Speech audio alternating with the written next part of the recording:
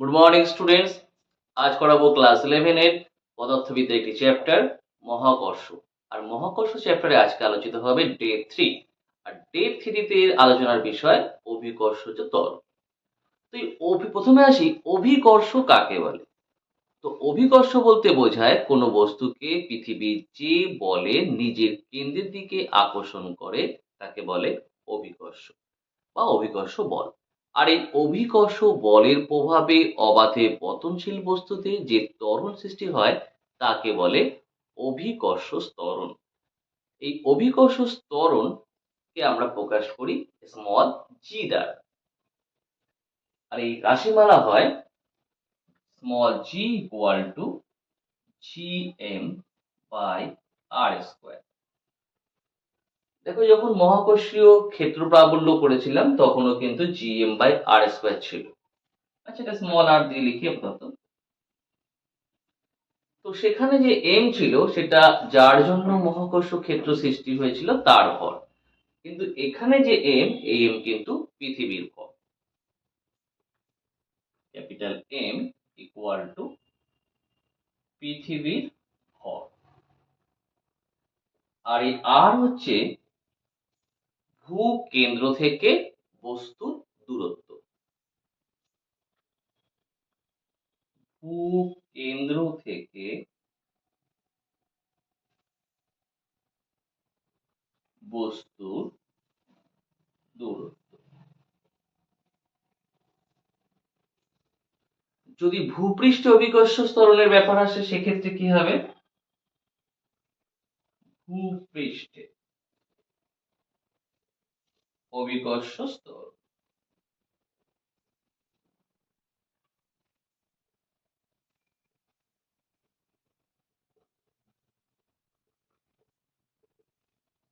তখন এই দূরত্ব যেটা সেটা হবে পৃথিবীর ব্যাসার্ধ।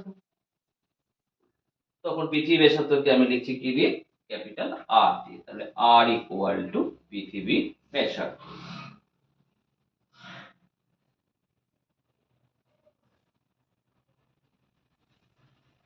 যদি কখনো ব্যাসার্ধ দেওয়া না থাকে তাহলে এম কি? পৃথিবীর ভর। আর পৃথিবী কি? গোলকাকৃতি। সেক্ষেত্রে পৃথিবীর ভর এম ইকুয়াল টু হবে, ভর মানে কি হয়? আয়তন ইন্টু ঘনত্ব। যেহেতু পৃথিবী গোলক আকৃতি তাই পৃথিবীর আয়তন হবে 4/3 পাই আর কিউব। এটা আয়তন ইন্টু ঘনত্ব, ধরলাম রো। তাহলে রো ইকুয়াল টু পৃথিবীর গড় ঘনত্ব। তাহলে এম এর মান যদি এখানে পুট করি তাহলে জি ইকুয়াল টু কত পাবো?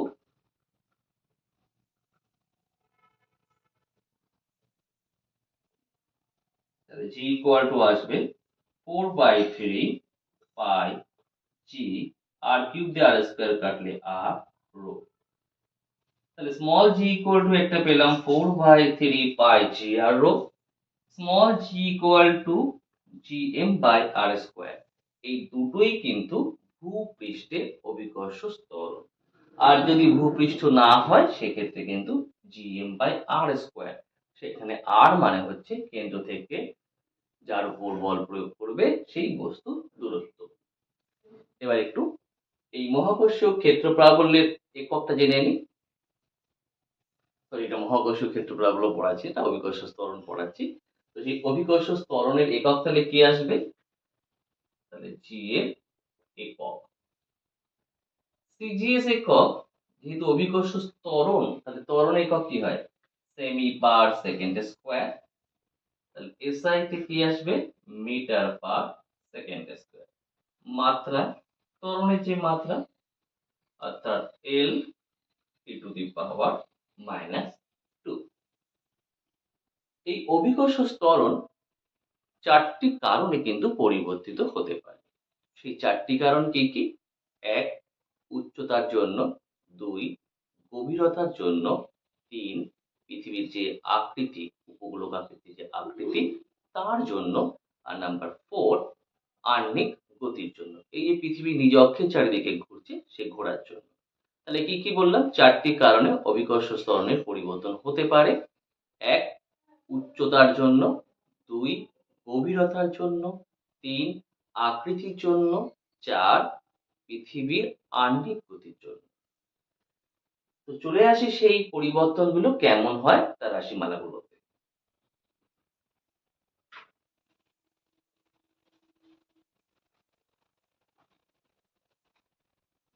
চারটি কারণের প্রথম কারণ কি বললাম? উচ্চতার জন্য।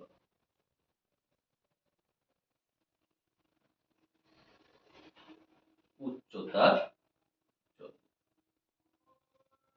এক্ষেত্রে যদি আমাদের পরিবর্তিত অভিকর্ষ ত্বরণ G ড্যাশ আমরা ধরে নিই উচ্চতার জন্য, তো সেক্ষেত্রে হবে G dash by G, G means ভূপৃষ্ঠ অভিকর্ষ ত্বরণ, সেটা ইকুয়াল টু হবে R by R plus H এর হোল স্কয়ার। উচ্চতার জন্য আমরা দুটো ফর্মুলা ইউজ করব। এটা হচ্ছে বেশি উচ্চতার জন্য, আর একটা যেটা ইউজ করব সেটা কম উচ্চতার জন্য। কম উচ্চতার জন্য হবে G dash by G equal to 1 minus 2h by R। এটা তখনই অ্যাপ্লাই করব যদি দেখি h r এর থেকে অনেক ছোট। h is very very less than capital R. capital R মানে পৃথিবীর ব্যাসার্ধ। গভীরতার জন্য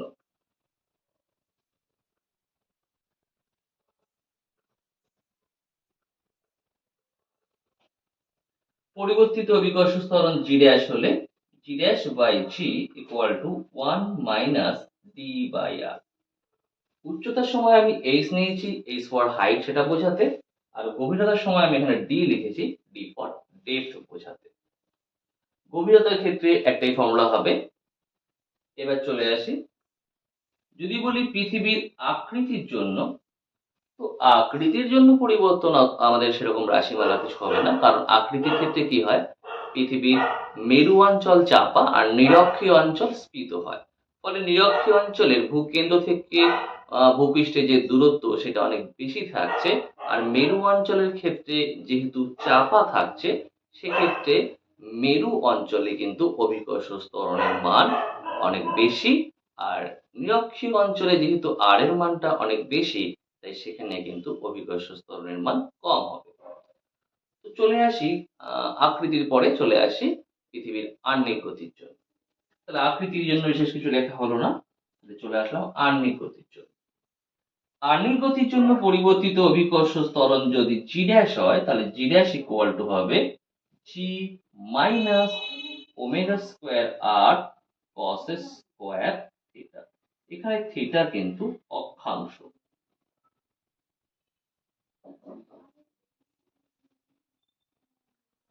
তো এই ফর্মুলা অনুযায়ী আমাদের যে মেরু অঞ্চল, মেরু অঞ্চলে অভিকর্ষ ত্বরণ কত হবে সেটা একটু দেখে নিই। তো মেরু অঞ্চলে G ড্যাশ ইকুয়াল টু হবে, এখন দেখো মেরু অঞ্চলে থিটা কি হয়, মেরু অঞ্চলে আমাদের অক্ষাংশ হয় 90 ডিগ্রি, তো cos 90 এর ভ্যালু হচ্ছে 0। তো মেরু অঞ্চলে G ড্যাশ ইকুয়াল টু আসবে G, অর্থাৎ মেরু অঞ্চলে যে অভিকর্ষ ত্বরণ অরিজিনালি হওয়া উচিত সেটাই কিন্তু হয়। মেরু অঞ্চলে পৃথিবীর আহ্নিক গতির কোনো প্রভাব কিন্তু থাকছে না। এই ওমেগা হচ্ছে পৃথিবী যে ঘুরছে সেই পৃথিবীর কৌণিক বেগ,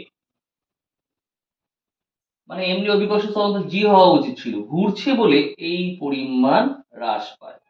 এবার মেরু অঞ্চলে দেখো কোনো হ্রাস নেই, অর্থাৎ জি ড্যাশ ইকুয়াল টু জি হয়েছে, পৃথিবীর আহ্নিক গতির প্রভাব কিন্তু মেরু অঞ্চলে পড়েনি। নিরক্ষীয় অঞ্চলে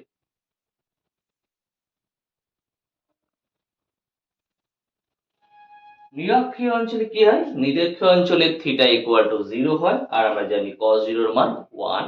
তো নিরক্ষীয় অঞ্চলে অভিকর্ষ ত্বরণ G minus omega square R। আর নিরক্ষীয় অঞ্চলে কিন্তু আহ্নিক গতির প্রভাব সবথেকে বেশি পড়েছে, কারণ এখানে অভিকর্ষ ত্বরণ যে কার্যকর অভিকর্ষ ত্বরণ সেটা কিন্তু রিয়েল অভিকর্ষ ত্বরণ থেকে সবথেকে বেশি কমেছে। মানে ওমেগা স্কয়ার আর হচ্ছে এই ওমেগা স্কয়ার আর cos স্কয়ার থিটার যে হাইয়েস্ট মান হওয়া উচিত সেটাই। তাহলে নিরক্ষীয় অঞ্চলে কিন্তু অভিকর্ষ ত্বরণ অনেকটাই কম হলো আহ্নিক গতির জন্য। তাহলে নিরক্ষীয় অঞ্চল ও মেরু অঞ্চলে অভিকর্ষ ত্বরণের পার্থক্য কত হবে? নিরক্ষীয় অঞ্চল ও মেরু অঞ্চলে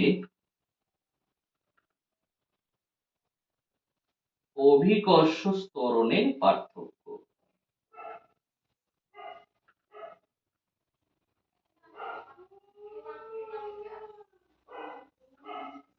মেরু অঞ্চলে অভিকর্ষ ত্বরণ এসছে জি, নিরক্ষীয় অঞ্চলে এসছে জি মাইনাস ওমেগা স্কোয়ার আর, ডিফারেন্স কত আসছে ওমেগা স্কোয়ার আর। ওমেগা কি বললাম, পৃথিবীর কৌণিক বেগ। এই ওমেগা ইকুয়াল টু হয় 2 পাই/টি, টি মানে পৃথিবীর এক পাক ঘুরতে যে সময় লাগে, অর্থাৎ পর্যায়কাল বা আবর্তন কাল এখানে। আর এই টি এর ভ্যালু তাহলে কত হয়, এক পাক ঘুরতে সময় লাগে 24 ঘন্টা, সেকেন্ডে কনভার্ট করলে 24 × 3600 সেকেন্ড। তাহলে আমরা আজকে আলোচনা করবো বলেছিলাম অভিকর্ষ ত্বরণ নিয়ে। তো অভিকর্ষ ত্বরণের রাশিমালা এবং অভিকর্ষ ত্বরণ কি কি কারণে পরিবর্তিত হয় তার রাশিমালাগুলো কিন্তু দেখালাম। এবার চলো এর উপর বেস করে কিছু গাণিতিক সমস্যা দেখাই। ভর স্থির রেখে পৃথিবীর ব্যাসার্ধ হঠাৎ অর্ধেক হয়ে গেলে ভূপৃষ্ঠে অভিকর্ষ ত্বরণের কি পরিবর্তন হবে? তো আমরা জানি ভূপৃষ্ঠে যে অভিকর্ষ ত্বরণ সেটা রাশিমালা হয় g equal to gm by R square. তো প্রথম ক্ষেত্রে মনে করো আমার এটা আছে। এবার ওরা কি করছে, ভর স্থির রেখেছে, তার মানে ভরের কোনো চেঞ্জ হয়নি। তো কি হয়েছে, পৃথিবীর ব্যাসার্ধটা হঠাৎ অর্ধেক হয়ে গেছে। তাহলে এই রাশিমালা ব্যাসার্ধ কোনটা, এই আর এখন অর্ধেক হয়ে গেছে। তাহলে এখন অভিকর্ষ ত্বরণের কি পরিবর্তন হবে? তাহলে দ্বিতীয় ক্ষেত্রে যদি আমরা পরিবর্তিত অভিকর্ষ ত্বরণ জি ড্যাশ ধরি, তাহলে জি ড্যাশ ইকুয়াল টু, জি তো কনস্ট্যান্ট আর ভর তো স্থির আছে, তাহলে ভরও কনস্ট্যান্ট। তাহলে এখন ব্যাসার্ধ কত হয়েছে, হঠাৎ অর্ধেক হয়ে গেছে। তাহলে আগে ব্যাসার্ধ ছিল আর, তাহলে এখন ব্যাসার্ধ কত আসবে, r/2 তার হোল স্কয়ার।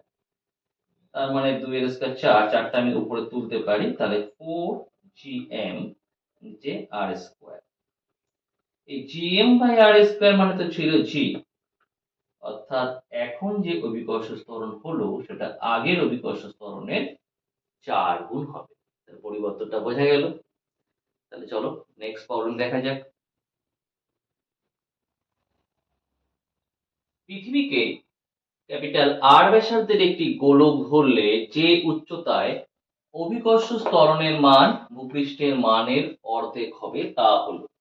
তাহলে এখানে দেখো উচ্চতার জন্য কিন্তু অভিকর্ষ ত্বরণের পরিবর্তনের কনসেপ্ট লাগবে এখানে। আর আমরা উচ্চতার জন্য অভিকর্ষ ত্বরণের পরিবর্তনের দুটো রাশিমালা শিখেছি, একটা বেশি উচ্চতার জন্য, একটা কম উচ্চতার জন্য। কোনটা অ্যাপ্লাই করব? অভিকর্ষ ত্বরণের মান ভূপৃষ্ঠের মানের অর্ধেক হয়ে যাবে, কারণ অভিকর্ষ ত্বরণ কিন্তু ভূপৃষ্ঠের মানের অর্ধেক হয়ে যাচ্ছে, মানে পরিবর্তনটা তো অনেক হয়ে যাচ্ছে। আর যেহেতু পরিবর্তন অনেক, তার মানে বুঝবে বেশি উচ্চতার জন্যই কিন্তু এই অনেক পরিবর্তনটা হয়েছে।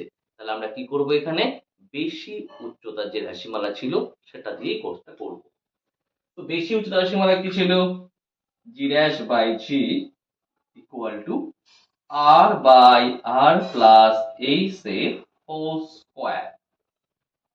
জি ড্যাশ পরিবর্তিত অভিকর্ষ ত্বরণ, জি ভূপৃষ্ঠের অভিকর্ষ ত্বরণ।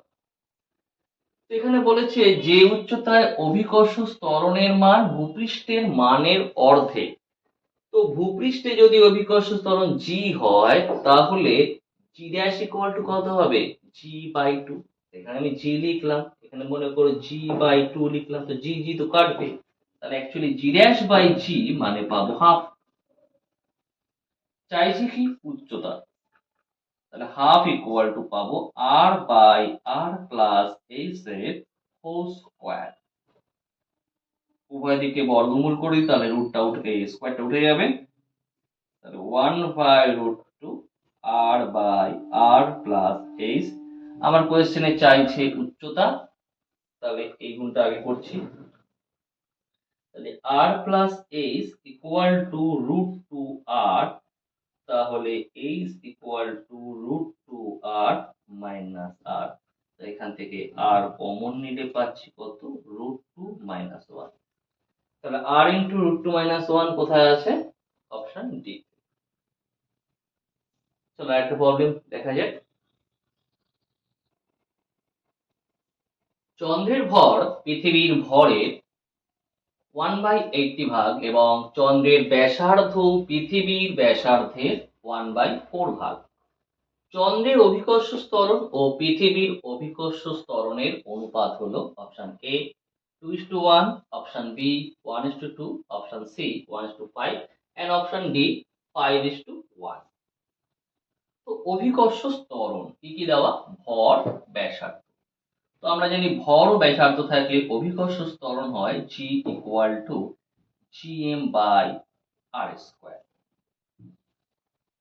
এখন এখানে দেখো চন্দ্র আর পৃথিবী দুটো আছে, দুজনের অভিকর্ষ ত্বরণের অনুপাত চাইছে।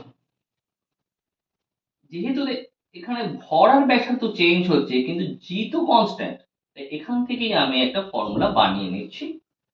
চন্দ্রের অভিকর্ষ ত্বরণ ও পৃথিবীর অভিকর্ষ ত্বরণের অনুপাত, চন্দ্র তাই জি সাফিক্স এম মানে মুন, আর পৃথিবী জি সাফিক্স ই মানে আর। তো জি এর সাথে এম এর সম্পর্ক কি? সমানুপাতিক, তাই লিখতে পারি M M by M E. G এর সাথে আর এর সম্পর্ক কি? বর্গের ব্যস্তানুপাতিক, তাহলে এখানে এম আছে বলে উপরে যাবে তাহলে ই, আর এখানে ই আছে বলে আসবে নিচে এম। স্কয়ার আছে তো স্কয়ার। তাহলে এটা চন্দ্রের ভর, এটা পৃথিবীর ভর। তো বলেছে চন্দ্রের ভর পৃথিবীর ভরের 1/80। চন্দ্রের ভর পৃথিবীর ভরের 1/80। তাহলে চন্দ্রের ভর বাই পৃথিবীর ভর মানেই হবে 1/80। চন্দ্রের ব্যাসার্ধ পৃথিবীর ব্যাসার্ধের 1/4। চন্দ্রের ব্যাসার্ধ কোথায়? এখানে। পৃথিবীর ব্যাসার্ধ এখানে, তার মানে এখানে পৃথিবীর ব্যাসার্ধ বাই চন্দ্র আছে। আর এখানে দেখো চন্দ্রের ব্যাসার্ধ পৃথিবীর 1/4, মানে চন্দ্রের ব্যাসার্ধ বাই পৃথিবীর ব্যাসার্ধ দেওয়া। তাহলে চন্দ্রের ব্যাসার্ধ বাই পৃথিবীর ব্যাসার্ধ যদি 1/4 হয়, তাহলে পৃথিবীর ব্যাসার্ধ বাই চন্দ্রের ব্যাসার্ধ কি হবে? শুধু 4 আসবে, তার স্কয়ার। তাহলে 4 স্কয়ার মানে 16/80, কাটলে পাবো 5। তাহলে আমি পাচ্ছি চন্দ্রের অভিকর্ষ ত্বরণ ও পৃথিবীর অভিকর্ষ ত্বরণের অনুপাত 1:5। কোথায় আছে? অপশন সি তে। That means C is the correct answer. ভূপৃষ্ঠ থেকে এইচ উচ্চতায় জি এর মানের পরিবর্তন ভূপৃষ্ঠ থেকে এক্স গভীরতায় জি এর মানের পরিবর্তনের সমান হলে, ধরো এক্স ও এইচ উভয়ই পৃথিবীর ব্যাসার্ধের চেয়ে খুব ছোট, তাহলে option A X equal to H, option B X equal to 2h, option C X equal to h/2 and option D X equal to h স্কয়ার। তো কি বলেছে? এইচ উচ্চতায় জি এর মানের পরিবর্তন আর এক্স গভীরতায় জি এর মানের পরিবর্তন সমান। এখন দেখো উচ্চতার জন্য তো আমাদের দুটো ফর্মুলা ছিল, তো দুটো ফর্মুলার কোনটা ইউজ করব? সেই কারণেই কিন্তু একটা লাইন এখানে মেনশন করা আছে যে এক্স ও এইচ উভয়ই ব্যাসার্ধের চেয়ে ছোট। তাহলে যেহেতু এইচ এর মান ব্যাসার্ধের থেকে অনেক কম, তার মানে আমরা কম উচ্চতার জন্য যে ফর্মুলাটা ছিল সেটা অ্যাপ্লাই করব। আর যদি এটা মেনশন না করতো তাহলে বেশি উচ্চতাটা দিয়ে কাজটা করবে। তাহলে এইচ উচ্চতায় অভিকর্ষ ত্বরণের পরিবর্তন আর এক্স গভীরতায় অভিকর্ষ ত্বরণের পরিবর্তন সমান। তাহলে এইচ উচ্চতা অভিকর্ষ ত্বরণের পরিবর্তনের রাশিমালা আমরা ছিল g dash by g equal to 1 minus 2h by R, কম উচ্চতার জন্য। আর এক্স গভীরতায় তাহলে কি আসবে? G dash by g 1 minus D by R ছিল, এখন ডি এর জায়গায় কি আসবে? X by R. এই পরিবর্তন আর এই পরিবর্তন দুটোই বলেছে সমান। তার মানে আমার এই রাশিমালা আর এই রাশিমালাটাও সমান, অর্থাৎ 1 minus 2h by R equal to 1 minus x by R. তো বোথ সাইডে ফার্স্টে 1 1 কেটে গেল, দেন মাইনাস মাইনাসও কেটে গেল, দেন আর আরও কেটে গেল। তাহলে আমার পড়ে থাকছে কি? 2h ইকুয়াল টু x, বা বলতে পারি x ইকুয়াল টু 2x। কোথায় আছে? অপশন বি তে। That means B is the correct answer. চলো এবার নেক্সট প্রবলেমটা দেখা যাক। ভূপৃষ্ঠে অভিকর্ষ ত্বরণের মান হলো 9.8 মিটার পার সেকেন্ড স্কোয়ার। একটি গ্রহের আকার পৃথিবীর আকারের সমান, কিন্তু ঘনত্ব পৃথিবীর ঘনত্বের দ্বিগুণ। ওই গ্রহে অভিকর্ষ ত্বরণের মান হলো option A 19.6 metre per second square, option B 9.8 metre per second square, option C 4.9 metre per second square, and option D 2.45 metre per second square. অভিকর্ষ ত্বরণ চাইছে, গুরুত্ব দিয়েছে কার কার উপর? ঘনত্বের উপর। আর আকার কিন্তু গ্রহ আর পৃথিবী দুজনেরই সেম। তাহলে অভিকর্ষ ত্বরণেরও দুটো রাশিমালা শিখেছি, একটা small G equal to GM by R square. আর যদি কখনো ভর না দেওয়া থাকে, মানে দেওয়া নেই এরকম কন্ডিশনে, ঘনত্ব দিয়ে আমাদের একটা ফর্মুলা ছিল g equal to 4/3 pi G R rho. তাহলে এখানে যেহেতু ডাইরেক্ট ভর নেই, ঘনত্ব গুরুত্ব দেওয়া হয়েছে, তাহলে আমরা ঘনত্বের ফর্মুলায় চলে যাব। তাহলে ফর্মুলাটা একবার মনে করে নি কি ছিল? Small G equal to 4/3 pi G R rho. এবার দেখো, যেহেতু দুটোর ব্যাপার রয়েছে, একটা গ্রহ একটা পৃথিবী কম্পেয়ারের ব্যাপার রয়েছে, তো সেখানে দেখো 4/3 তো কনস্ট্যান্ট দুজনের জন্যই, পাইও কনস্ট্যান্ট, জি কনস্ট্যান্ট। দুজনেরই আকার সমান, গ্রহের আকার পৃথিবীর আকারের সমান। আকার সমান হলে ব্যাসার্ধ সমান। তার মানে দুটো অভিকর্ষ ত্বরণ ডিপেন্ড করছে কার উপর? শুধুমাত্র ঘনত্বের উপর। তাহলে বাকি সব কনস্ট্যান্ট বলে আমরা বলতে পারি জি প্রপোর্শনাল টু রো। তাহলে এবার কার কার কম্পেয়ার হচ্ছে? গ্রহের চাইছে। তাহলে গ্রহের অভিকর্ষ ত্বরণ, গ্রহ ইংরেজি প্ল্যানেট, জিপি লিখলাম, বাই আর্থের অভিকর্ষ ত্বরণ, জি প্রপোর্শনাল টু রো। তার মানে আসবে গ্রহের ঘনত্ব বাই আর্থের ঘনত্ব। গ্রহের অভিকর্ষ ত্বরণ চাইছে। পৃথিবীর অভিকর্ষ ত্বরণের ভ্যালু আমরা জানি 9.8। এখানে মেনশন করেছে একটি গ্রহের আকার পৃথিবীর আকারের সমান, কিন্তু ঘনত্ব পৃথিবীর ঘনত্বের দ্বিগুণ। গ্রহের ঘনত্বটা, এই গ্রহের ঘনত্ব পৃথিবীর ঘনত্বের দ্বিগুণ। তাহলে গ্রহের ঘনত্ব বাই পৃথিবীর ঘনত্ব ইকুয়াল টু আসবে 2। তাহলে গ্রহের অভিকর্ষ ত্বরণ আসবে 9.8 ইন্টু 2, তার মানে 19.6 মিটার পার সেকেন্ড স্কোয়ার। কোথায় আছে? Option A. That means a is the correct answer. এবার চলে আসি আজকের শেষ প্রবলেমে। পৃথিবী পৃষ্ঠে একটি বস্তুর ওজন W পৃথিবীর ব্যাসার্ধের অর্ধেকের সমান উচ্চতায় বস্তুটির ওজন হবে। Option A W/2, option B 2W/3, option C 4W/9, and option D W/4। এখানে দেখো ওজন মেনশন করা হয়েছে পৃথিবীর ব্যাসার্ধের সমান উচ্চতায়। কিন্তু উচ্চতার জন্য আমরা অভিকর্ষ ত্বরণ রাশিমালা করেছি, ওজন তো করিনি।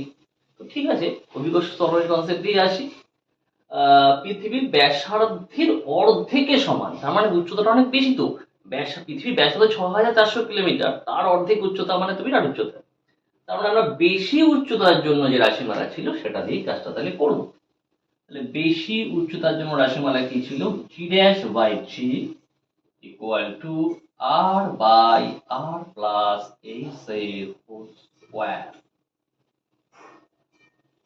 কিন্তু এখানে চাইছি কি? ওজন। এগুলো কি? অভিকর্ষ ত্বরণ। ভরের সাথে অভিকর্ষ ত্বরণ গুণ করলেই পাওয়া যায় ওজন। তাহলে আমি যদি এবার দুটোকে উপর নিচে যদি আমি m দিয়ে গুণ করি, দুটোকে এদিকে এখানে, তাহলে উপর নিচে m দিয়ে গুণ করছি বলে মানে কোনো চেঞ্জ হবে না। আর এখানে যখনই mg ড্যাশ হচ্ছে তখন হয়ে যাচ্ছে w ড্যাশ, মানে ওই অবস্থায় অর্ধেকের সমান উচ্চতায় ওজনটা হয়ে যাচ্ছে। আর যখন এটাকে m দিয়ে গুণ করছি mg, তখন পৃথিবী পৃষ্ঠে ওজন হয়ে যাচ্ছে। আর বাই আর প্লাস এইচ। এইচটা কত বলেছে? পৃথিবীর ব্যাসার্ধের অর্ধেক, তার মানে এইচ মানে হবে তাহলে কত? আর বাই টু, তার হোল স্কয়ার। তাহলে আমাদের W dash equal to W into, এখানে তুমি পাবে আর থাক, এখানে দেখো two R plus R, three R by two, টুটা আমি উপরে তুলে দিলাম, তার square. W dash equal to two square মানে ফোর ডাব্লিউ আর থ্রি স্কয়ার 9। তাহলে কত পাচ্ছি? 4w/9 কোথায় আছে? অপশন সি তে। That means C is the correct answer. তাহলে আজকের ভিডিও এখানেই শেষ। দেখা হচ্ছে পরবর্তী ভিডিওতে।